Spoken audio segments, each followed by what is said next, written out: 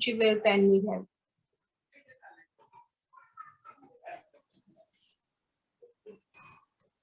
Hallelujah. प्रभू येशू ख्रिस्ताच्या नावाला गौरव. धन्यवाद की प्रियांनो, आज पुन्हा एकदा 18 फेब्रुवारी 2021 या दिवशी, या रात्री आपल्याला पुन्हा एकदा देवाच्या वचनाचा अभ्यास करण्याची, मनन करण्याची आणि देवाचा जिवंत शब्द समजण्याची देवबापाने संधी दिली. प्रियांनो, आज वचनाकडे जाण्याआधी दोन गोष्टी मला असं वाटतं की आपण महत्वाच्या अधोरेखित करणं फार महत्वाचं आहे. पहिली गोष्ट प्रियांनो, की गेले कित्येक दिवस आपलं हे बायबल उपक्रम चालू आहे. देवाच्या कृपेने अखंडितपणे आपण सर्वजण बरोबर 10 वाजता प्रार्थनेला बसत आहोत आणि आपण अनेकदा प्रार्थना केलेली आहे प्रियांनो, की आपल्यामध्ये बरेच जण या प्रार्थनेमध्ये सहभागी होऊ इच्छितात. काही तांत्रिक अडचणीमुळे किंवा इतर कारणांमुळे ते प्रार्थनेमध्ये येऊ इच्छित नाही. तर प्रियांनो, मी पुन्हा एकदा कळकळीची विनंती करतो की आपण अशा सर्वांना सतत उत्तेजित करूया. विशेष करून बऱ्याच जणांना दररोज आपण वेगवेगळी नावं देतो. आपण पाहिलंय की आपल्यामध्ये काही जण आहेत जे अगदी विचारपूर्वक सुरुवातीची प्रार्थना, समाप्तीची प्रार्थना यासाठी काही नावं दिली जातात. आणि प्रियांनो, बरेचदा असं होतं की काही कारणामुळे ते लोक वाचत नाहीत किंवा त्यांना कळत नाही की त्यांचं नाव आरंभीच्या प्रार्थनेसाठी किंवा समाप्तीच्या प्रार्थनेसाठी. तर जर आपण त्यांच्या आजूबाजूला राहतो, जर आपण त्यांच्या संपर्कात आहोत, तर आपण त्यांना फोन करून सांगूया की आज तुमचं नाव आहे, तुम्ही तयारी करा. म्हणजे त्या अनुषंगाने जगिकदृष्ट्या ते आपली जबाबदारी पूर्ण करून सुरुवातीची प्रार्थना असो किंवा समाप्तीची प्रार्थना असो त्यासाठी तयार राहतील.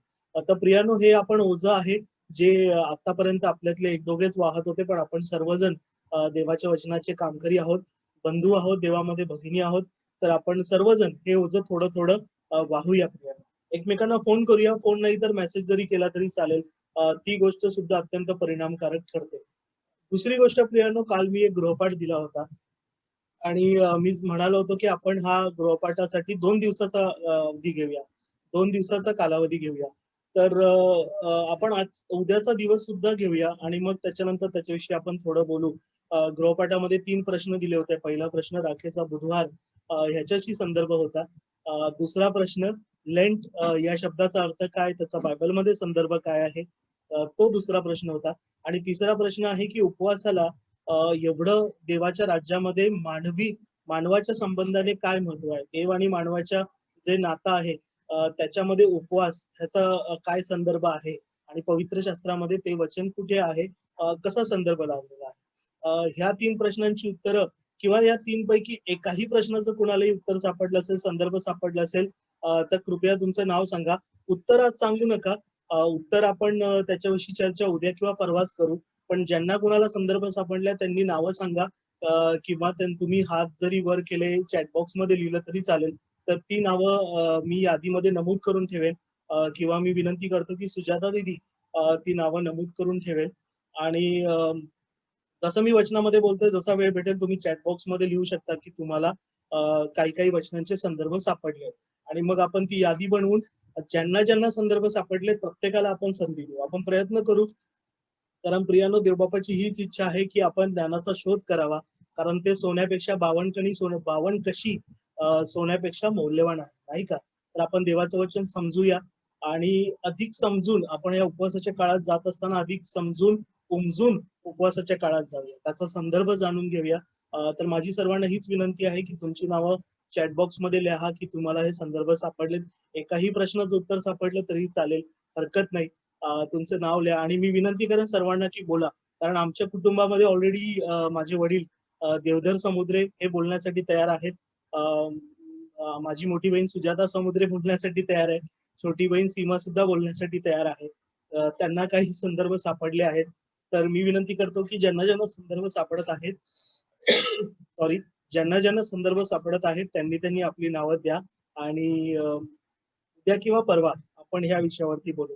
प्रियानो, आपण वचनामध्ये जाऊ. आपण गेल्या काही दिवसापासून फार एक महत्वाच्या वचनाचा अभ्यास करतोय आणि देवाच्या कृपेने जो एक प्रसंग आहे, जो दाखल्यांचा प्रसंग आहे, त्याची आज पूर्तता होईल ही आपण अपेक्षा बाळगूया. प्रियानो, पुन्हा एकदा मी सांगतो की पार्श्वभूमी अशी आहे की प्रभू येशू ख्रिस्ताचा यरुशलेम जयोत्सवाने प्रवेश झालेला आहे आणि प्रभू येशू ख्रिस्त यरुशलेमेच्या देवाच्या मंदिरात बसला असताना मुख्य याजक आणि वडीलजनांनी प्रभू येशूकडे येऊन 2 प्रश्न विचारले की तुम्ही कोणत्या अधिकाराने करता, तुम्हाला हा अधिकार कुणी दिला?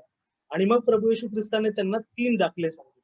पहिला दाखला 2 पुत्रांचा, त्याच्यानंतर द्राक्षमळ्याचा दाखला आणि तिसरा आणि शेवटला दाखला प्रभू येशू ख्रिस्ताने त्यांना सांगितला तो आहे प्रियानो लग्नाच्या मेजवानीचा दृष्टांत. इकडे हे दाखले असं वचनामध्ये सांगितलंय, परंतु आपण जर शीर्षक पाहिलं तर त्याला दृष्टांत असा शब्द वापरलेला आहे. तो सुद्धा अतिशय समर्पक शब्द आहे. कारण खरोखरीने पुढल्या युगामध्ये घडणाऱ्या घटनेचा दृष्टांत प्रकटीकरणच प्रभू येशू ख्रिस्ताने इकडे लग्नाच्या मेजवानीच्या दाखल्याद्वारे केवळ मुख्य याजक आणि वडीलगणांना नाही तर मंदिरामध्ये जेवढे उपस्थित होते त्या सर्वांना सांगितलंय. आणि देवाच्या कृपेने तो शुभवर्तनामुळे नमूद झाल्यामुळे आज संपूर्ण जगाला प्रकट झालेला आहे. जेव्हा आपण वचनाकडे जाऊ आणि आज अजून थोडासा समजून घेऊया की या लग्नाच्या मेजवानीचा दाखला नेमका प्रभू त्यांना आणि तुम्हाला आणि मला काय सांगत आहे. कारण आपण गेल्या काही दिवसापासून वचनामध्ये अभ्यास करतोय की देवाच्या वचनामध्ये लेयरच्या मागे लेयर आहे आणि ते त्या पिढीला सुद्धा जेवढं समर्पक होतं तेवढं आपल्या पिढीला पुढे येणाऱ्या पिढीला सुद्धा समर्पक राहणार आहे. आणि काल आपण अभ्यास केला प्रियानो की लग्नाच्या मेजवानीच्या दाखल्यामध्ये देवाने सांगितलं की स्वर्गाचे राज्य कोणा एका राजासारखे आहे. पुत्राच्या लग्नाची मेजवानी केली, लग्नाच्या मेजवानीस आमंत्रण दिले, ज्यांना बोलवले ते येईनात आणि आले नाही ते पहिलं पाप केलं. दुसरं पाप असं केलं की ज्यांनी बोलवणं पाठवलं होतं, जे दास गेले होते त्या दासांना सुद्धा त्यांनी धरून गांजलं आणि जीवे मारलं. प्रियानो आपण अभ्यास केलेला आहे हे दास देवाने पाठवलेले संदेष्टे आहेत, अगदी मोशे पासून ते बप्तिस्मा करणाऱ्या योहानापर्यंत. आणि त्याच्यानंतर प्रियानो काय झालं ते आज आपण वचनामध्ये अभ्यास करून पाहूया की या लग्नाच्या मेजवानीमध्ये काय झालं. मी विनंती करतो मत्तेकृत शुभवर्तमानीचा 22वा अध्याय वचन 7 कोणी वाचा, केवळ वचन 7. तेव्हा राजाला राग आला आणि त्याने आपले सैनिक पाठवून त्या घातक्यांचा नाश केला व त्यांची नगर जाळून टाकली. आमेन. यांनो आज पहिल्याच वचनामध्ये रागाचं वचन मिळालंय नाही का. तेव्हा वचन असं म्हणतं की तेव्हा राजाला राग आला. यांनो देवबापाला इकडे राग आलेला आहे. येशू ख्रिस्त दाखल्याद्वारे सांगत आहे की देवाच्या दासांना जर तुम्ही सतत धरून गांजलं, त्यांना जीवे मारलं, आपला देवबाप कणवाळू आहे, आपला देवबाप दयाळू आहे, सहनशील आहे, परंतु आपला देवबाप न्यायी सुद्धा आहे प्रिया. आणि देवाने ज्या दासांना आपण सतत मानव जातीने म्हणू शकतो की सतत धरून गांजलं, जीव मारलं, त्याचा राग प्रकट करण्याचा सुद्धा दिवस आहे. कारण देवाचं म्हणतं की प्रत्येक गोष्टीला उचित समय आहे, प्रत्येक गोष्टीला उचित समय प्रिया. आणि तो उचित समय आल्यावरती देवाला राग येणार आहे आणि तो राग काय आल्यावरती काय होणार आहे ते प्रभू येशू ख्रिस्ताकडे दाखल्याद्वारे सांगत आहे की देवाने सैन्य पाठवून त्या घातक्यांचा नाश केला व त्यांचे नगर जाळून टाकले. मी गेल्या दाखल्यामध्ये पण सांगितलं होतं प्रियानो, नाश म्हणजे तो फार हलका शब्द नाहीये प्रियानो, फार गहन शब्द आहे. कारण नाश म्हणजे समूळ नाश, केवळ त्यांचाच नाही त्यांचा पिढीचा त्यांच्या पृथ्वीवरील त्यांचं पूर्ण नाव नष्ट होणारा नाश आहे. आणि हे नाशाविषयी प्रभू येशू ख्रिस्ताने जे दृष्टांत दिलाय, मी दाखला शब्द वापरत नाही, प्रभू येशू ख्रिस्ताने जो दृष्टांत सांगितलाय त्याचं अजून चांगलं वर्णन मत्तेमध्येच आपण पुढे पाहणार आहोत. परंतु आपण ते वचन वाचूया की प्रभू येशू ख्रिस्त नेमकं काय सांगत आहे की कोणते नगर जाळून टाकलं जाणार आहे. मी विनंती करतो मत्तेचा 24वा अध्याय वचन 1 आणि 2 कोणीही वाचा.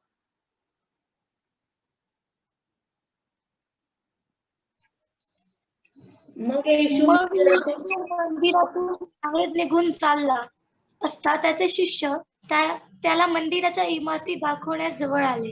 तेव्हा येशू त्यांना म्हणाला, हे सर्व तुम्हाला दिसते ना? मी तुम्हाला सांगतो, येथे चिरावर असा एकही चिरा राहणार नाही की जो पाडला जाणार नाही. आमेन. प्रियांनो, प्रभू येशू ख्रिस्ताला त्यानंतरच काही दिवसांनी घटना घडलेली आहे की आपला प्रभू येशू मंदिरातून बाहेर निघून चालला असताना त्याचे शिष्य त्याला मंदिराच्या इमारती, मंदिराचं वैभव दाखवाव्या जवळ आले. सॉरी, मार्क शुभवर्तन आणि लूक शुभवर्तनाच्या याच्याबद्दल अजून सांगितलंय की ते मंदिराचं जे असं म्हणू शकतो ग्रँडियर किंवा इतकं वैभव पाहून शिष्य सुद्धा थक्क झाले. कारण शिष्य बिचारे गरीब नासरेत गालिल प्रांतातले जास्ती करून होते, बेतसेदा मधले, कफरनहूमातले. त्यांच्यासाठी यरुशलेमेचं मंदिर त्या काळी म्हणजे देवाचं मोठं वैभव होतं आणि म्हणून ती मंदिराची इमारत पाहून शिष्य सुद्धा आश्चर्यचकित झाले. आणि प्रियाने जाणून घेऊया की हे मंदिर एजरा आणि नेहेमिया यांच्या काळात बांधलेलं दुसरं मंदिर होतं. सलमोनाच्या मंदिराच्या वैभवापेक्षा किंवा त्याच्या तुलनेमध्ये कदाचित हे मंदिर कमी असेल, जास्त असेल, परंतु ह्या मंदिराचं वैभव सुद्धा जास्त होतं. आणि म्हणून शिष्य त्या इमारती पाहून, त्याची कदाचित म्हणू शकतात की आर्किटेक्चर पाहून, त्याचा आकर्षक रचना पाहून थक्क झाले आणि प्रभूला सांगायला लागले की प्रभू बघ, हे मंदिर किती सुंदर आहे. आणि आपला प्रभूच त्यांना एक सरळ स्पष्ट भविष्यवाणी सांगत आहे की मी तुम्हाला खचित खचित सांगतो, तुम्ही हे सर्व पाहताना मी तुम्हाला खचित खचित सांगतो, पाडला जाणार नाही असा दगडावर दगड येथे राहणार. आणि प्रियांनो, काही वर्षानंतरच असं म्हटलं जातं AD 65 मध्ये जेव्हा पॉम्पेईने हल्ला केला, जेव्हा यहुद्यांनी रोमन साम्राज्य विरुद्ध, असं म्हणू शकतो की रोमन साम्राज्य विरुद्ध बंड केलं, तेव्हा त्याने नगरामध्ये रोमन सैन्य पाठवून पूर्ण नगर जाळून टाकलं आणि मंदिराचा समूळ नाश केला. दगडावरती दगड सुद्धा राहू दिला नाही प्रिय. आणि ह्याचं भाकीत प्रभू येशू ख्रिस्ताने इकडे शिष्यांना सांगितले आणि त्याच एक उदाहरण किंवा एक दृष्टांत प्रभू येशू ख्रिस्त मंदिरामध्ये बसून मुख्य याजक आणि वडील लोकांना सांगत आहे. किती अद्भुत आहे. परंतु प्रियानो, इकडेच ह्याचा रेफरन्स थांबत नाही, कारण आपण अभ्यास केलेला आहे की देवाचं वचन प्रत्येक पिढीमध्ये किंवा प्रत्येक संदर्भामध्ये वेगळा अर्थ घेऊन येतं, वेगळ्या रीतीने आपल्याला प्रकट होतं. आपण जेवढा अभ्यास करू तेवढं कमी आहे. प्रियानो, ह्याचा संदर्भ प्रकटीकरणामध्ये सुद्धा आहे. सॉरी, मी त्याच्यामध्ये जास्त विस्तारामध्ये आज जाणार नाही, परंतु आपण ते नंतर प्रकटीकरणामध्ये येऊ तेव्हा समजूया. माझी इच्छा आहे की आपण सर्वांची उत्कंठा तिकडे लागून राहावी की मंदिराचे धुळदाण आणि युगाची समाप्ती हे या दाखल्यामध्ये प्रभू येशू ख्रिस्त जे सांगत आहे की राजाला राग आला, त्याने आपली सैन्य पाठवून त्या घातक्यांचा नाश केला व त्यांचे नगर जाळून टाकले. ह्याचा संदर्भ जसा त्या काळी देवाचं चिरा विटांनी बांधलेलं जे मंदिर होतं, जे पडलं, त्याशी जो संदर्भ होता, तोच प्रकटीकरणामध्ये शेवटल्या समयाचा कसा संदर्भ आहे तो आपण प्रकटीकरणामध्ये जाणून घेऊ. परंतु प्रियांनो, इकडे हे जाणून घेणं गरजेचं आहे की देवाच्या सहनशीलतेला सुद्धा असं म्हणू शकतो एक क्लोजिंग टाइम आहे, ठरलेली वेळ आहे. देवाने प्रत्येक गोष्टीसाठी प्रत्येक युगामध्ये वेळ ठरवून दिलेली आहे. प्रियांनो, आपल्याला माहिती आहे की आपला देव एक सेकंदाचा सुद्धा उशीर करत नाही. देवाने प्रत्येक गोष्टीसाठी, प्रत्येक चिन्हासाठी, प्रत्येक देवाने ठरवून दिलेल्या योजनेसाठी काळ, वेळ, समय ठरवून दिलेला आहे. प्रियांनो, आपण वचनाचा अभ्यास केला तर आपल्याला कळेल की प्रभू येशू ख्रिस्त जेव्हा पृथ्वीवरती आला, ती वेळ, ती काळ सुद्धा युगाच्या आरंभीपासून ठरलेली होती. देवाच्या योजनेनुसार देवाने ती अगदी योग्य वेळ ठरवली होती. आपण त्याच्या वचनामध्ये देवाच्या कृपेने मार्क, लूक आणि योहानमध्ये अजून अभ्यास करू. प्रियांनो, वचनामध्ये आपण पुढे जाऊ आणि पाहूया की हा क्रोध आल्यानंतर इथून पुढची गोष्ट प्रियांनो तुमच्या माझ्यासाठी आनंदाची आहे. हालेलुया. कारण बरेचदा आपण जगी भाषेमध्ये अभ्यास करतो, म्हणतो की एखादी जीर्ण झालेली इमारत असते ना प्रियांनो, किंवा जुनी झालेली, आपण आपल्या गावामध्ये सुद्धा पाहिलं असेल, आपल्या घराच्या जवळ पाहिलं असेल की बरेचदा फार वर्ष जीर्ण झालेली बिल्डिंग असते किंवा इमारत असते, मग त्याच्यावरती आपण बांधकाम नाही करू शकत. मग बांधकाम करणारा आपला जो आर्किटेक्ट असतो किंवा वास्तुशिल्पकार असतो, तो म्हणतो की तुम्ही याला आधी पाडा, याला नाश करायचा ढिगारा बनवा आणि मग तुम्ही पुन्हा पायथ्यापासून ते घर बांधायला सुरू करा किंवा ती बिल्डिंग बांधायला सुरू करा. आणि प्रियांनो, इकडे हेच झालेलं आहे की त्या राजाला जेव्हा राग आला आणि त्याने सैन्य पाठवून त्या घातक्यांचा नाश केला, मग लग्न तर आहे प्रियांनो, लग्नाची मेजवानी तर आहे, पण आता या मेजवानीमध्ये कोण येणार हा पुढला प्रश्न आहे. आणि पाहूया प्रियांनो की मेजवानीमध्ये मग राजाने कुणाला बोलवलंय, हे कोण आहेत जे नवीन देवाचे नवीन मंदिर बनत आहेत, हे कोण आहेत, आपण या लोकांना जाणून घेऊया. मी विनंती करतो मत्तई शुभवर्तमान 22 याचाच 8वं आणि 9वं वचन, पुढील वचन 8 आणि 9 एकत्रित वाचा. मग तो आपल्या दासांना म्हणाला, लग्नाची तयारी आहे खरी, परंतु आमंत्रित लायकीचे नव्हते. म्हणून तुम्ही चव्हाट्यावर जाऊन जितके तुम्हाला आढळतील तितक्यांना लग्नाच्या मेजवानीस बोलवा. आमेन. आमेन. प्रियांनो, म्हणतात ना की every good development comes before, म्हणजे ती चांगली डेव्हलपमेंट होण्याआधी डिस्ट्रक्शन, नाश होणं गरजेचं असतं. एखादी नवीन गोष्टीची उत्पत्ती होण्यासाठी जुने ते होऊन गेलं, जुने ते होऊन जाणं, ते नाश होणं गरजेचं असतं. त्यानंतरच प्रियांनो ते नवं होतं. आणि प्रियांनो, एक आनंदाची गोष्ट आहे की मत्तई शुभवर्तमानमध्ये आता आपण अशा एका टप्प्यावर येऊन पोहोचलेलो आहोत की जिकडे खुद्द प्रभू येशू ख्रिस्त जे जुने आहे ते संपवण्याची आणि जे नवे आहे ते करण्याची तयारी करत आहे. आणि हेच प्रभू येशू ख्रिस्त या दाखल्यामध्ये सुद्धा सांगत आहे की जे नवं होणार आहे ते काय होणार आहे त्याची एक झलक प्रभू येशू ख्रिस्त देत आहे. प्रियांनो, वचनामध्ये असं लिहिलंय की राजा आपल्या दासांस म्हणाला, लग्नाची तयारी आहे खरी, परंतु आमंत्रित योग्य नव्हते. आमंत्रित प्रियांनो देवाकडूनच आलेले होते. देवानेच त्यांना आमंत्रण दिलं होतं. त्याच्यामध्ये देवाने निवडलेले संदेष्टे होते, इस्रायलाचे राजे होते, यहुदाचे राजे होते, याजकगण होते. याजकांच्या बरोबरीने शास्त्री म्हणू शकतो, परुषी म्हणू शकतो, ज्यांना जेवाचे नियमशास्त्राचं ज्ञान होतं, हे सर्व होते. परंतु ह्यांच्यातले फार थोडके सोडले, थोडके याजक सोडले, थोडके संदेष्टे सोडले, आणि मी थोडका शब्द पण नाही वापरणार, काही हाताच्या मोठ्यावरती मोजण्या एवढे इस्रायल यहुदाचे राजे सोडले. तर अधिकांश जे आमंत्रित होते ते दुष्ट होते, पापी होते. पापी म्हणण्यापेक्षा प्रियांनो दुष्ट होते, कारण त्यांनी देवाच्या दासांचा जाणून बुजून घात केला. आणि म्हणून इकडे राजा म्हणत आहे की हे आमंत्रित होते ते योग्य नव्हते. आपण आता दुसऱ्या प्रकारच्या आमंत्रितांना बघू. आणि प्रियांनो, ह्याच्या पुढे देवाचं प्रेम अजून प्रसरण पावलेलं आहे. देव म्हणत आहे की म्हणून तुम्ही चव्हाट्यावर जा. चव्हाटा म्हणजे प्रियांनो आपण अभ्यास केलेला आहे नाही का. चव्हाटा जो असतो गावामध्ये किंवा शहरामध्ये, गावामध्ये आपण म्हणूया चव्हाटा अशी जागा असते की जिकडे सगळे रस्ते एकत्र येतात, म्हणून त्याला चव्हाटा म्हणतात. किंवा आपण म्हणू शकतो की एक चौक जो पूर्वीच्या नगराच्या वेशीपाशी असायचा, जिकडे सगळेजण एकत्र जमायचे. प्रभू येशू ख्रिस्ताने जो चव्हाट्याचा संदर्भ वापरलाय प्रियांनो, त्या काळी यहूद गालिलिया प्रांत किंवा यहुदिया प्रांतामध्ये जी छोटी छोटी नगरं होती, प्रत्येक नगराला एक संरक्षक भिंत असायची आणि ती भिंतापाशी वेशी असायची आणि त्या वेशीवरती चव्हाटे असायचे. त्या चव्हाट्यांवरती केवळ त्या नगराच्या आतलेच नाही, नगराच्या बाहेरचे ओपरे, प्रवासी असे बरेचसे लोक थांबायचे. किंबहुना आपण असं म्हणू शकतो की जसं आजकाल बंदर किंवा एअरपोर्ट वरती लोक थांबतात, हे हल्लीच्या काळचे प्रियांनो मॉडर्न चव्हाटे आहेत. कारण हे लोक जे असतात ते त्या नगरातले, त्या शहरातले पण नसतात आणि बाहेरचे पण नसतात, मधले कुठले तरी असतात, उपरी असतात, प्रवासी असतात. आणि प्रभू येशू ख्रिस्त इकडे सांगत आहे वचनामध्ये की तो राजा म्हणतो चव्हाट्यावर जाऊन जितके आढळतील तितक्याच लग्नाच्या मेजवानीच बघा. हालेलुया. आणि प्रियांनो, चव्हाट्यावरती कदाचित यहुदीच नाही, परंतु यहुदाच्या बाहेरचे, देवाच्या निवडलेल्या इस्रायल वंशा बाहेरचे, कारण चव्हाटा म्हणजे प्रियांनो त्याच्यामध्ये बाहेरचे लोक सुद्धा येतात.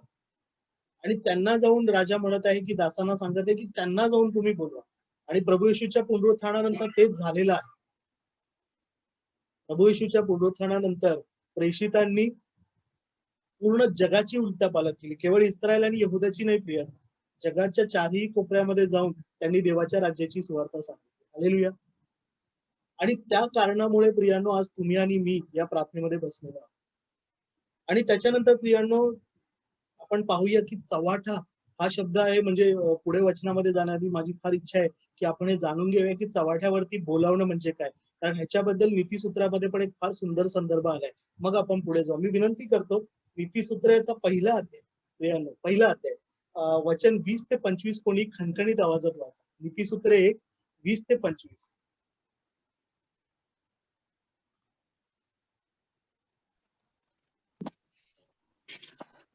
ज्ञान रस्त्यावर पुकारा करीते, चव्हाट्यांवर आपली वाणी उच्चारिते, गजबजलेल्या रस्त्यांच्या नाक्यांवर, वेशींच्या दारात घोषणा करीते, नगरात आपले हे शब्द उच्चारिते. अहो भोळ्यांनो, तुमचे भोळेपण तुम्हास कोठवर आवडणार. धर्मनिंदा करणारे धर्मनिंदेत कोठवर आनंद पावणार आणि मूर्ख लोक ज्ञानाचा तिटकारा कोठवर करणार. माझा वाग्दंड ऐकून वळा. पहा, मी आपल्या आत्म्याचा वर्षाव तुम्हावर करीन. मी आपली वचने तुम्हास कळवीन. मी हाक मारिली पण तुम्ही आला नाही. मी आपला हात पुढे केला पण कोणी लक्ष दिले नाही. तुम्ही माझ्या सर्व बोधाचा अवहेर केला व माझा वाग्दंड मुळी जुमानिला नाही. हालेलुया. आमेन. प्रियांनो, हे नीतिसूत्रेमध्ये जे नायक आहे, ज्या विषयावरती बोललेलं आहे ते ज्ञान आहे. आणि आपण अभ्यास केलेला आहे परमेश्वराचे भय ज्ञानाचा प्रारंभ आहे. आणि देवाचं वचन इकडे सांगत आहे की ज्ञान रस्त्यावरती पुकारा करतं, चव्हाट्यावरती आपली वाणी उच्चारत आहे, गजबजलेल्या रस्त्यांच्या नाक्यात वेशींच्या दारात घोषणा करत आहे की धर्मनिंदा करणारे धर्मनिंदेत कोटवर आनंद पाळणार, भोळ्यांनो तुमचे भोळेपण तुम्हाला कोटवर आढळणार आणि मूर्ख लोक ज्ञानाचा तिटकारा कोटवर करणार. आणि प्रियानो, पुढच्या वचनामध्ये मी फक्त एक छोटासा संदर्भ देतोय की माझा वाग्दंड ऐकून वळा, पहा मी आपल्या आत्म्याचा वर्षाव तुम्हावर करीन, मी आपली वचने तुम्हास कळवीन.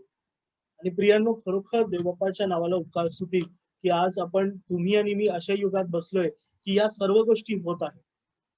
देवाच्या पवित्र आत्म्याचा वर्षाव तुमच्यावरती आणि माझ्यावरती सर्वांवरती होत आहे. देवाचं वचन तुम्हाला आणि मला अगदी स्पष्ट रीतीने आपण घरी बसलेलो आहोत, आरामात बसलेलो आहोत आणि अगदी स्पष्ट रीतीने देवाचं वचन तुमच्या आणि माझ्यापर्यंत येत आहे. युगानुयुगे अनेक लोकांना जे वचन समजलं नाही ते तुमच्या आणि माझ्यासारख्या, मी माझ्यासाठी कमीत कमी प्रियांनो शब्द वापरेल, माझ्यासारख्या मूर्ख आणि लायक नसणाऱ्या व्यक्तीला सुद्धा देव हे वचन एकदम सोपं करून सांगत आहे. देवाचं ज्ञान मिळत आहे प्रिया. हालेलुया. आणि म्हणूनच प्रियांनो, प्रभू येशू ख्रिस्ताकडे दाखला देत आहे तो तुमच्या आणि माझ्यासाठी येतो. तो दाखला हे सांगत आहे प्रभू येशू ख्रिस्त की चव्हाट्यावरती जाऊन जितके तुम्हाला आढळतील तितक्याच लग्नाच्या मेजवानीस बोलवा. तर प्रियांनो, या लग्नाच्या मेजवानीस आपल्याला बोलवण्यात आलेलं आहे. आपण आता लग्नाच्या मेजवानीस आलो. हालेलुया. आपला माईक अनम्यूट करून कोणी सांगा, कुणाला असं वाटतंय का की आतापर्यंत तुम्हाला लग्नाच्या मेजवानीस देवाने बोलवलेलं नाहीये? असं कोणी आहे का? कोणी सांगा. मी 30 सेकंदाचा वेळ देतो. कोणाला असं वाटत असेल तर कृपया सांगा. अजूनपर्यंत लग्नाच्या मेजवानीस आपल्याला बोलवलंय किंवा नाही याच्याबद्दल थोडीशी शंका असेल, स्पष्टपणे सांगा. सांगण्यामध्ये काही हरकत नाहीये. आपण वचनामध्ये जाणून घेऊया की खरोखर आपल्याला लग्नाच्या मेजवानीस बोलवलंय की नाही. कोणी सांगा.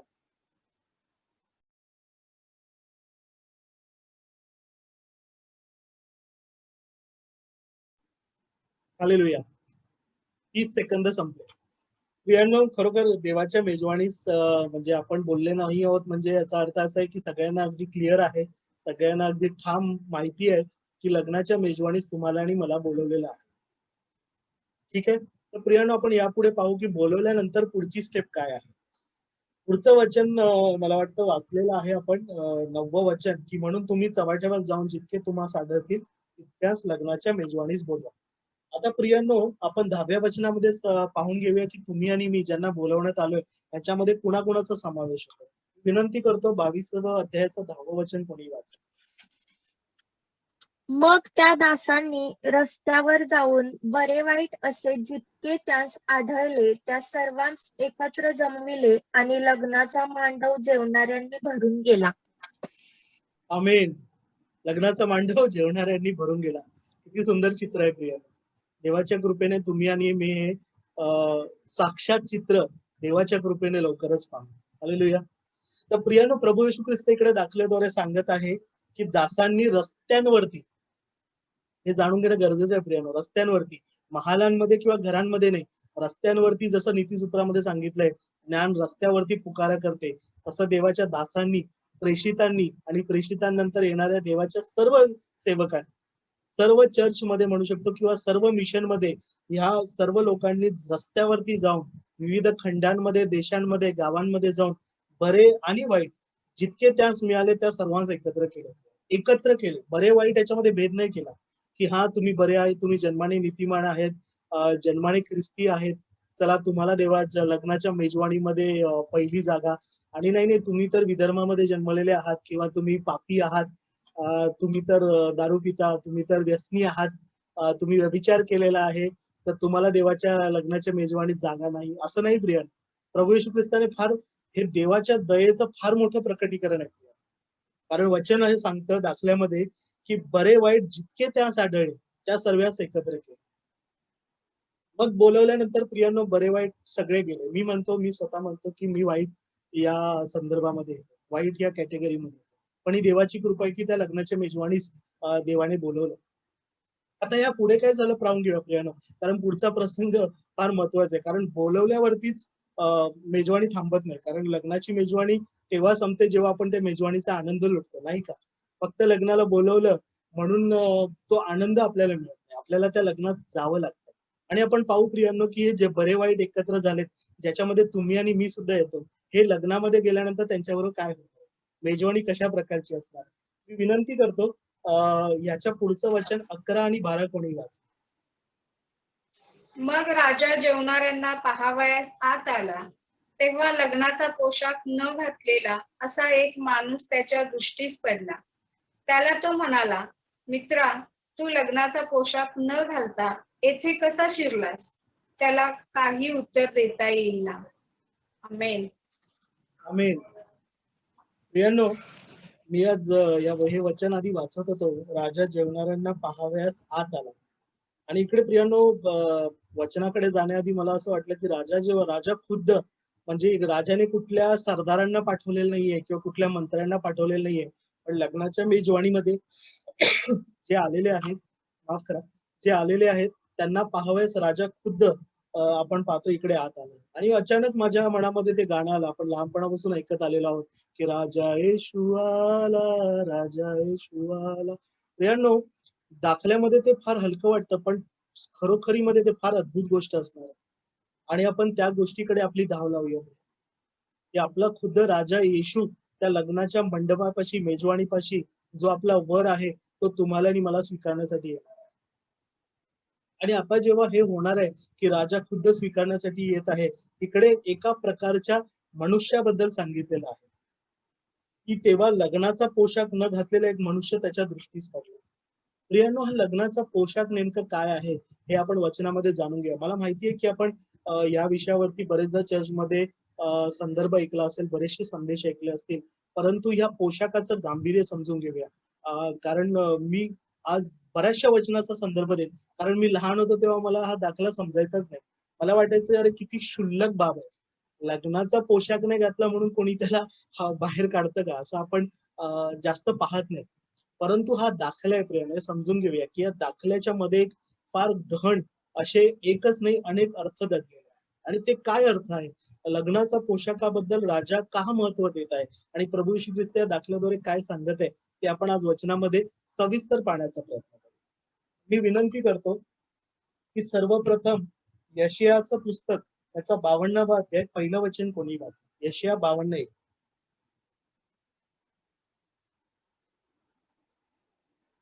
हे सियोने, जागी हो, आपल्या बलाने युक्त हो. हे यरुशलेमे, पवित्र नगरी, आपली सुंदर वस्त्रे परिधान कर, कारण यापुढे बेसुंती किंवा अशुद्ध असा कोणी तुझ्या ठाई प्रवेश करणार नाही. आमेन.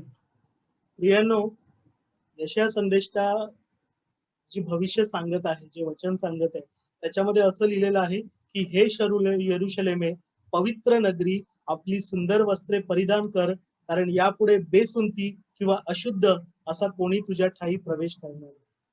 तर प्रियांनो, ही जी वस्त्राची शुद्धी आहे, हे कोणतं वस्त्र आहे जे परिधान करणं फार गरजेचं आहे. कारण प्रियांनो, जाणून घेऊया की या लग्नाला बोलवल्यांमध्ये तुम्ही आणि मी सुद्धा आहोत मेजवानीला. आपण पायऱ्या जाणून घेऊया प्रियांनो, कारण लग्नाला तुम्ही आणि मी, तुम्हाला मला सुद्धा, आपल्यातले बरेचसे बरे वाईट होते, त्यांना लग्नाला बोलवलेलं आहे, दासांनी बोलवलेलं आहे, देवाच्या दासात. त्यानंतर आपल्याला वराची ओळख सुद्धा पटलेली आहे. आपल्याला माहिती आहे की येशू ख्रिस्त हाच प्रभू आहे, हाच मसीहा आहे, तोच आमचा तारणारा आहे, याची ओळख सुद्धा पटली आहे. पुढची स्टेप प्रियांनो, ती सुद्धा कदाचित आपण केलेली आहे. आपण आता लग्नाला गेलो आहोत, पण आपण हे जाणून घेऊया की आपण तो लग्नाचा पोशाख परिधान केलाय की नाही. आणि तो परिधान नाही केला तर देवाचा जो क्रोध आहे, देवाकडून जे येणारं जे असं म्हणू शकतो की जजमेंट आहे, न्याय आहे, तो एवढा तीव्र का आहे ते आपण जाणून घेऊया. यशायाच्या पुस्तकामध्ये या वस्त्राला महत्व दिलेलं आहे की ते सुंदर वस्त्र असणं गरजेचं आहे. आणि पुढे प्रकटीकरणामध्ये आपण काल अभ्यास केलेला आहे की वस्त्र नेमकं काय. तरी सुद्धा मी विनंती करतोय, वचन पुन्हा कोणीतरी वाचा. प्रकटीकरण 19 वचन 7 आणि 8 कोणी वाचा. प्रकटीकरण 19, 7 आणि 8. आपण आनंद व उल्हास करू व त्याचे गौरव करू, कारण पोकऱ्याचे लग्न निघाले आहे आणि त्याच्या नवरीने स्वतःला सजविले आहे. तिला तेजस्वी व शुद्ध असे तागाचे तलम वस्त्र नेसावयाला दिले आहे. ते तागाचे तलम वस्त्र म्हणजे पवित्र जनांची नीतिकृत्ये आहेत.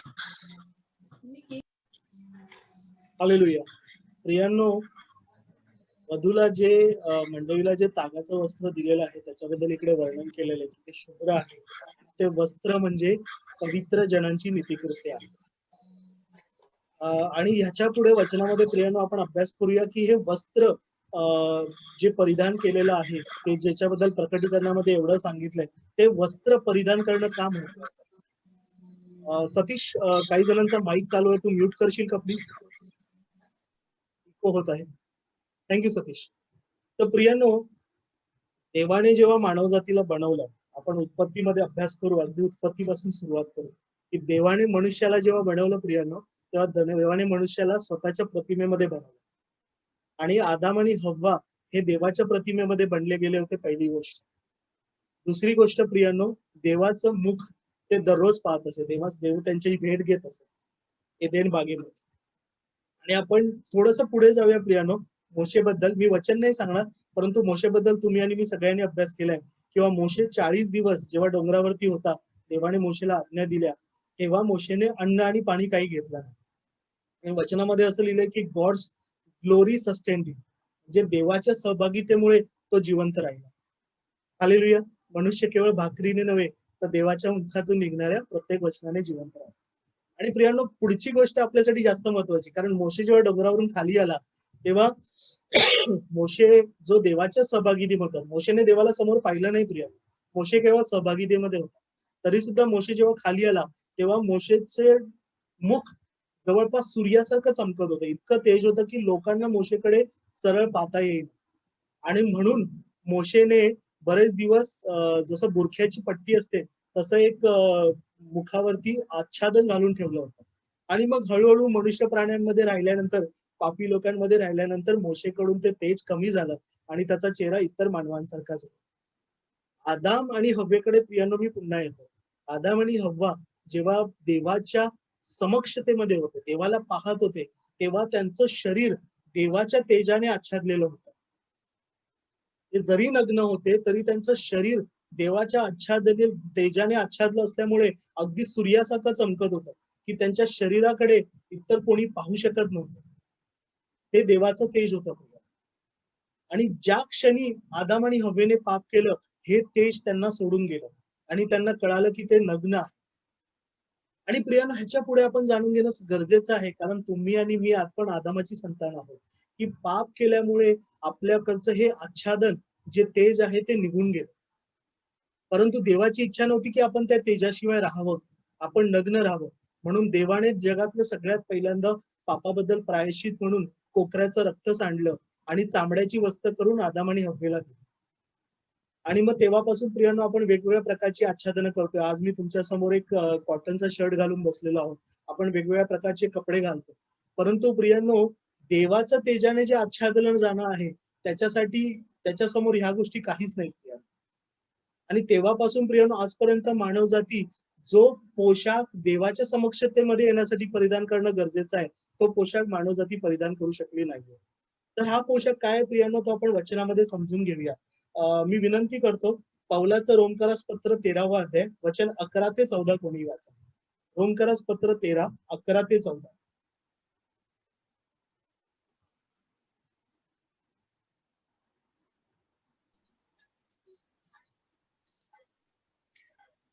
पण तुम्हा परराष्ट्रीयांना मी हे सांगतो, ज्या अर्थी मी परराष्ट्रीयांचा प्रेषित आहे त्या अर्थी मी आपल्या सेवेला मोठेपणा देतो.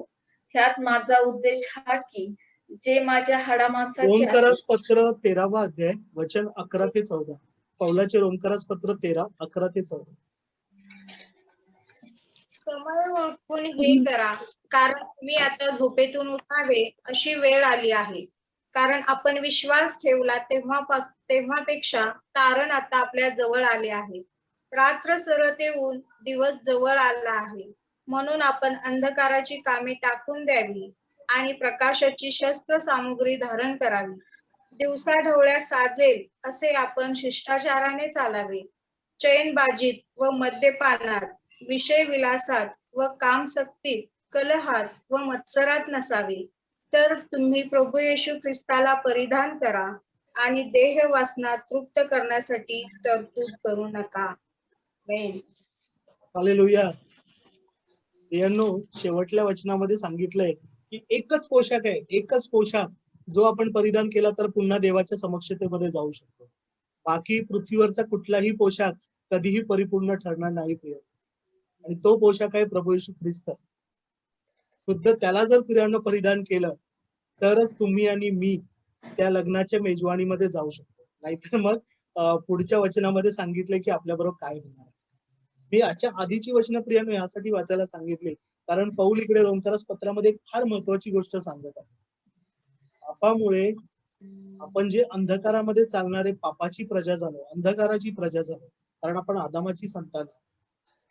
प्रभू येशू ख्रिस्ताच्या पुनरुत्थानानंतर प्रभू येशू ख्रिस्ताच्या कृपेने देवबापाने जी योजना लावून दिली होती त्यामुळे आपल्याला प्रभू ख्रिस्ताच्या रक्ताने शुद्ध होण्याची संधी मिळाली. आणि जेव्हा आपण प्रभू येशू ख्रिस्ताच्या रक्ताने शुद्ध होतो तेव्हा आपण प्रभू येशू ख्रिस्ताला परिधान करणं गरजेचं. आणि त्याच्या आधीच्या 4 वचनामध्ये आपण वचनामध्ये असं लिहिलंय की रात सरत येऊन दिवस जवळ आला आहे म्हणून आपण अंधकाराची कामे टाकून प्रकाशाची शस्त्र सामग्री धारण करू. इंग्रजी भाषेमध्ये प्रियांनो असं लिहिलंय आर्मर ऑफ लाईट. आणि जर प्रियांनो पूर्ण आर्मर ऑफ लाईट टाकलं तर मग प्रियांनो आपलं तेज किती मोठं असेल, किती चमकू प्रियांनो, लोकांना आपल्याकडे बघता येणार नाही. आणि तेच प्रियांनो ह्या जगामध्ये असताना अपेक्षित आहे. केवळ आपण लग्नाच्या मेजवानीमध्ये जायचं म्हणून एक दिवस आधी ख्रिस्ताला परिधान करायचं नाही. आपण आपल्या जीवनाच्या प्रत्येक दिवशी प्रत्येक क्षणी ख्रिस्ताला परिधान करणं गरजेचं. आणि ख्रिस्ताला परिधान करणं म्हणजे नेमकं काय याच्याविषयी शुभवर्तनांमध्ये आणि नंतरच्या प्रेषितांच्या पत्रामध्ये आपण अजून अभ्यास करू. परंतु ख्रिस्ताला परिधान करणं म्हणजे ख्रिस्ताचा जो स्वभाव, ख्रिस्ताने पृथ्वीवर असताना तुम्हाला आणि मला घालून दिलेली जी उदाहरणं आहेत या सर्व गोष्टी ख्रिस्ताच्या वधस्तंभासहित स्वीकारणं आणि त्याला परिधान करणं आणि आपला वधस्तंभ उचलून स्वतःला नाकारून ख्रिस्तामागे जाणं म्हणजे ख्रिस्ताला परिधान करणं. कारण प्रियांनो एकदा ख्रिस्ताला परिधान केलं म्हणजे संदेश उरत नाही, समुद्र सुद्धा उरत नाही प्रियांनो. केवळ आणि केवळ ख्रिस्त होतं. माझं नाव, माझं गाव, माझे आई वडील, माझं काम, माझा हुद्दा काही राहत नाही प्रियांनो. केवळ प्रभू येशू ख्रिस्त राहतो. हालेलुया. आणि तीच आपली ओळख असावी इकडे या दाखल्यामध्ये प्रभू येशू ख्रिस्त खुद्द सांगत आहे. आणि म्हणून प्रियांनो आपण आतापर्यंत लग्नाच्या मेजवानीला आपल्या सर्वांची संमती आहे की आपण सर्वजण बोलावले गेलेलो आहोत. परंतु प्रियांनो बोलावले जाणं एवढंच पुरेसं नाहीये. कारण जर आपण ख्रिस्ताला परिधान नाही केलं तर मग आपल्यावरती देवाचा क्रोध येतो. सॉरी. आणि तो क्रोध काय येणार आहे तो आपण पुढच्या वचनामध्ये वाचूया. मी विनंती करतो मत्तई 22 याची शेवटली 13 आणि 14 वचन कोणी वाच. वचन 13 आणि 14. तेव्हा राजाने चाकरास सांगितले, ह्याचे हातपाय बांधून ह्याला बाहेरील अंधारात टाका. तेथे रडणे व दात खाणे चालेल. कारण बोलावलेले पुष्कळ आहेत पण निवडलेले थोडके आहेत. आमेन. प्रियांनो आपण आताच वाचलं ना पौलाच्या रोमकरास पत्रामध्ये की रात सरत येऊन दिवस जवळ आला आहे म्हणून आपण अंधकाराची कामे टाकून द्यावी, प्रकाशाची सामग्री शस्त्र सामग्री धारण करावी, दिवसा ढवळ्या साजेल असे आपण शिष्टाचाराने वागावे, दंगलांत, मद्याच्या धुंदीत, विलासात, कामसक्तीत, कलहात व मत्सरात नसावे, तर तुम्ही प्रभू येशू ख्रिस्ताला परिधान करा आणि देह वास्ता तृप्त करण्यासाठी तरतूद करू नका. आपण आता प्रकाशाची संतान आहोत. आणि म्हणून इकडे वचनामध्ये सांगितलंय की ज्यांनी प्रकाशाचे संतान झाले नाही, ज्यांनी ख्रिस्ताला परिधान केलं नाही, ज्यांनी दिवसाची आवड धरली नाही, ज्यांनी अंधकाराची आवड धरली, अंधकाराची कामं केली, त्यांना पुन्हा अंधकारातच टाकलं जाईल. आणि म्हणून राजा सांगत आहे चाकरास की यांचे हात पाय बांधून म्हणजे पुन्हा येऊ नयेत. ठीक आहे ना प्रियांनो, हे जाणून घ्या, हे खरोखर होणार आहे. हा दाखला नाही, दृष्टांत आहे, समजून घ्या. प्रकटीकरणामध्ये पुढे आपण स्पष्ट अभ्यास करू. पण बोलवलेल्यांपैकी ज्यांनी ज्यांनी ख्रिस्त परिधान नाही केलाय त्यांचे हात पाय बांधून त्यांना बाहेरील अंधारात टाकलं जाईल. तेथे रडणे व दात खाणे चालेल. आणि प्रियांनो म्हणून आज हे वचन जे पुन्हा मुख्य याजक आणि वडीलजन यांच्याकडे येऊनच थांबत नाही. कारण प्रभू येशू ख्रिस्ताने मंदिरात हे 3 दाखले सांगितलेले आहेत ते त्यांच्यासाठी जेवढे लागू होतात तेवढे तुमच्या आणि माझ्यासाठी लागू होतात. कारण प्रकटीकरणामध्ये विश्वास धरा प्रियांनो, तुम्ही आणि मी सुद्धा लग्नाच्या मेजवानीमध्ये जाऊ. कारण आपल्याला बोलावलेलं आहे, देवाची कृपा आहे. तुम्हाला आणि मला सर्वांना बोलवलंय याच्याबद्दल शंका नाही. परंतु जर आपण ख्रिस्ताला परिधान केलं नसेल तर तत्क्षणी तुम्हाला आणि मला हात बांधून बाहेरील अंधारात टाकलं जाईल. आणि म्हणून पुढचं वचन फार स्पष्टपणे सांगतं की बोलावलेले पुष्कळ आहेत परंतु निवडलेले थोडके आहेत. त्या थोडक्या निवडलेल्यांपैकी बनायचं असेल प्रियांनो, तर मी पुन्हा एकदा स्पष्टपणे वचनामध्ये सांगतो प्रियांनो, की तुम्ही कितीही प्रार्थना करा, कितीही चांगली कर्म करायचा प्रयत्न करा, तुम्हाला केवळ एकच गोष्ट करायची, तीच गोष्ट काउंट होणार आहे प्रियांनो, तीच मोजली जाणार आहे. ते म्हणजे तुम्ही ख्रिस्ताला स्वीकारून ख्रिस्ताला परिधान केलं की नाही. आणि ते जर करायचंय प्रियांनो, तर तुम्हाला कसं करायचंय ते तुम्हाला आणि मला माहिती आहे. ही दररोजची लढाई आहे प्रियांनो, ते सोपं नाहीये. परंतु आपल्याला ख्रिस्तामध्ये नवीन व्यक्ती बनणं गरजेचं आहे. स्वतःचा नकार करणं गरजेचं आहे. मी माझं ह्या सर्व गोष्टी मागे सोडून ख्रिस्त आणि ख्रिस्ताचं ह्या गोष्टींना स्वीकार करणं गरजेचं आहे. मला वाटतं हा विषय फार महत्वाचा आहे आणि उद्या आपण कर देण्याविषयीचा प्रश्न पुढच्या वचनांचा अभ्यास करू. मला वाटतं आज आपण थोडं लवकर सुट्टी घेऊया, थोडं लवकर थांबूया, कारण हे वचन फार महत्वाचं आहे. या वचनाविषयी प्रियांनो मी विनंती करतो, आपल्याकडे जवळपास एक 9 मिनिट आहेत, तर कुणाला या विषयावरती अजून बोलायचंय, कुणाला काही शंका असेल, कुणाला याच्यामध्ये काही अजून चर्चा करायची असेल, तर आपण पुढची 4-5 मिनिटं घेऊया, माझी विनंती आहे. कारण दरवेळी असं होतं की आम्हा तिघांपैकीच आम्ही तिघे बोलतो, परंतु देवाची एक कृपा, देवाचं वचन असं आहे की आपण जेव्हा वचनाचा अभ्यास करतो तेव्हा आपण चर्चा करणं गरजेचं आहे. वचनाविषयी आपल्याला काही शंका असेल तर त्या क्षणी विचारणं गरजेचं आहे. कारण प्रियांनो, तुम्हाला आणि मला माहिती नाहीये की देवाचा गौरव कधी प्रकट होईल, तो दिवस कुणालाही ठाऊक नाहीये. म्हणून आत्ता संधी आहे, तर आत्ताच तारण साधून घेऊ. तर इथून पुढची वेळ मी केवळ संचालकांच्या नाही, तर तुम्हा सर्वांच्या हातात देतो. मी सर्वांना विचारतो की आज आपण अभ्यास केला, किंबहुना गेले 4-5 दिवस जो अभ्यास केलेला आहे, प्रभू येशू ख्रिस्त यरुशलेमेच्या मंदिरात बसला आणि मुख्य याजकांनी हे प्रश्न विचारले, तेव्हापासून प्रभू येशू ख्रिस्ताने जे दाखले सांगितले त्याविषयी तुम्हाला काही शंका असेल तर तुम्ही कृपया विचारूया. आपण पुढची 5 मिनिटं घेऊया, कारण प्रार्थनेमध्ये सतीश आणि सुजाता दिदी सुद्धा आहेत, त्यांनी सुद्धा या वचनांवरती बोललेले आहेत, तर आपण त्या वचनांचा उलगडा अधिक चांगला करू शकतो. तर इथून पुढची वेळ मी तुम्हा सर्वांच्या हातात. हालेलुया.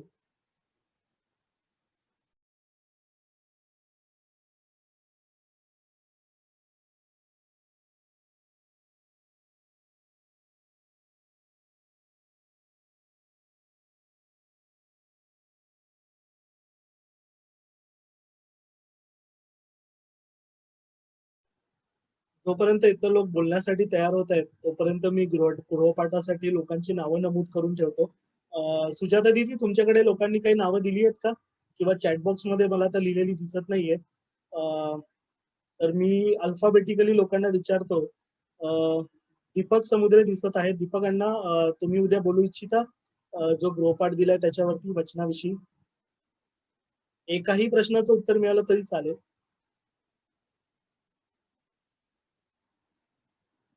वाटतं दीपक समुद्र यांचा नेटवर्कचा प्रॉब्लेम आहे. पुढे मला जेनिफर नाव दिसत आहे, सायलीचं नाव दिसत आहे. सविता वहिनी, सायली आणि सियोन, तुम्ही या गृहपाठाविषयी उद्या काही बोलू इच्छिता? येस. Very good. पुढे मला मेरीचं नाव दिसत आहे. मेरी, मार्गारेट वहिनी, फॅमिली, तुम्ही या वचनाविषयी, या गृहपाठाविषयी उद्या किंवा परवा बोलू इच्छिता? हो. हालेलुया. पुढे मला बिडकर सरांचं नाव दिसत आहे. बिडकर सर, काल एक गृहपाठ दिला होता, तुम्ही ग्रुपवर पाहिला असेल. त्याच्यातले कुठल्याही प्रश्नाच्या उत्तराविषयी तुम्ही काही बोलू इच्छिता उद्या किंवा परवा? बिडकर सर, बिडकर सरांचा माईकचा काहीतरी प्रॉब्लेम दिसत आहे. पुढे मला प्रशांत समुद्रे नाव दिसत आहे. पिंटू दादा, पिंटू दादा तुम्ही बोलू इच्छिता, बरोबर?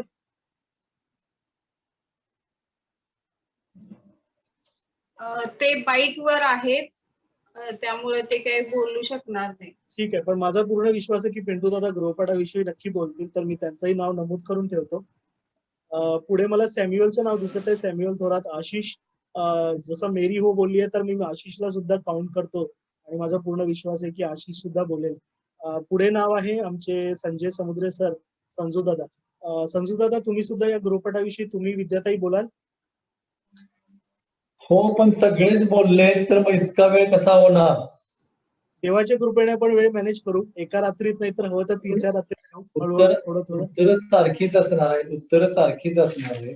नाही, वेगवेगळे असणार. हो, उत्तरं थोडीशी सारखी असतीलच कारण देवाचं वचन सारखं आहे आणि समजूत ती सुद्धा एक उपकार स्तुतीची बाब आहे. जर उत्तरं सारखी असतील तर त्याचा तो पुरावा आहे की देवाच्या कृपेने आपण सर्वजण एकचित्त होत आहोत. पण आपण वेळ देऊया कारण माझी खरोखर इच्छा आहे की आपण सर्वांनी थोडं थोडं का होईना प्रार्थनेमध्ये बोलूया आणि चर्चा करूया. ठीक पुढे आहे, मला ठीक आहे. नाव दिसत आहे. हो, थँक्यू संजोदा. शर्मिला समुद्रे मॅडम यांचं नाव दिसत आहे. मॅडम तुम्ही पण बोलाल गृहपाठाविषयी उद्या किंवा परवा? हा होय. ओके. शर्मिला समुद्रे मॅडम यांचंही नाव नमूद करत आहे. त्यानंतर मला सुजाता समुद्रे यांच्याविषयी माहिती आहे की त्या बोलणार आहेत आणि आमची छोटी बहीण सीमा सुद्धा बोलणार आहे. नंतर नाव दिसत आहे मला विकास समुद्रे यांचं. विकास दादा सर तुम्ही पण बोलाल बरोबर? विकास सरांनी हात वरती केला होता. मला पूर्ण विश्वास आहे की विकास सर सुद्धा बोलणार आहे. सतीश राहिलेला आहे. सतीशने सुद्धा थम्सअप दिलेला आहे म्हणजे सतीश आणि नीता हे दोघेही बोलतील. आणि शेवटलं नाव आहे देवधर समुद्रे आमचे वडील. तर त्यांच्याशी पण माझं दुपारी बोलणं झालं तर त्यांनी पण बोलण्याची इच्छा प्रकट केली आहे. तर हालेलुया देवाच्या कृपेने आज आपण प्रार्थनेमध्ये जे 13 वेगवेगळ्या डिव्हाइस मधून किंवा वेगवेगळ्या कुटुंबामधून जॉईन झालं तर सर्वांनी बोलण्याची इच्छा दर्शवलेली आहे. खरोखर देवाच्या नावाला धन्यवाद. अजून प्रियांनो आपण अभ्यास करूया आणि जाणूया की या दिवसांमध्ये आपण जे उपवास सुरू केलेले आहेत आपल्यातल्या काही जणांनी उपवास सुरू केलेत तर त्याचा संदर्भ पवित्र शास्त्रात कोठे आहे. राखेचा बुधवार, त्यानंतर लेंट समय. लेंट हा इंग्रजी शब्द आहे तर त्याचा मराठीत अर्थ काय आहे, त्याचा संदर्भ पवित्र शास्त्रात कोठे आहे. आणि तिसरा प्रश्न वैयक्तिकदृष्ट्या मला फार महत्वाचा वाटतो की देवाच्या राज्यामध्ये उपवासाला का महत्व आहे आणि देवाच्या आणि मनुष्याच्या नात्यामध्ये उपवास जसं प्रार्थनेचं महत्व आहे तसं उपवास या घटनेचं काय महत्व आहे, ह्या कृत्याचं काय महत्व आहे. उपवास या कृत्याला एक विशेष असं अवतरण का मिळालेलं आहे. तर आपण ह्याच्यावरती थोडा अजून अभ्यास करू. परंतु पुन्हा एकदा समाप्त करण्याआधी मी ही गोष्ट पुन्हा एकदा सांगू इच्छितो प्रियांनो की देवाच्या राज्यामध्ये जाण्यासाठी इतर सगळ्या गोष्टी मी त्या गोष्टींची यादी सांगणार नाही परंतु इतर कुठलीही गोष्ट प्रियांनो मोजली जाणार